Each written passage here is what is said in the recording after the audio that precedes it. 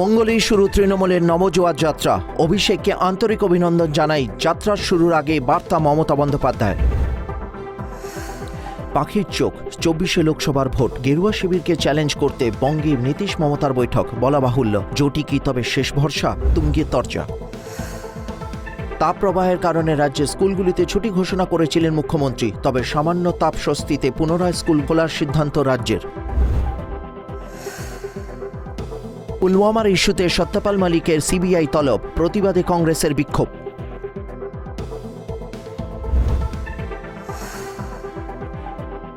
অভিষেক বন্দ্যোপাধ্যায়ের মামলার স্থগিতাদেশের মেয়াদ বৃদ্ধি, সিদ্ধান্ত সুপ্রিম কোর্টের।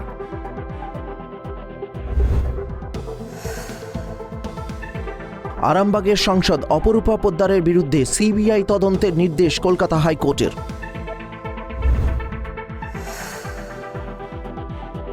নয়া সমীকরণ, 15-20 দিনের মধ্যে পতন হবে মহারাষ্ট্র সিন্ধের সরকার, বিস্ফোরক দাবি সঞ্জয় রাউতের।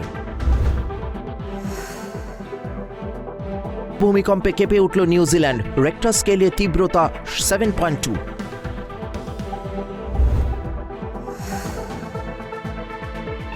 ইডেনে দাঁড়িয়ে কলকাতার ক্রিকেট ভক্তদের ধন্যবাদ, তবে এটাই কি তার শেষ আইপিএল? চিন্তার ভাঁজ দর্শক মহলে। 2 গজ কি দূরি, মাস্ক হ্যায় জরুরি, পুনরায় জাল বিস্তার করছে করোনা। গত 24 ঘন্টায় ভারতে নতুন করে করোনা আক্রান্ত 7,128 জন।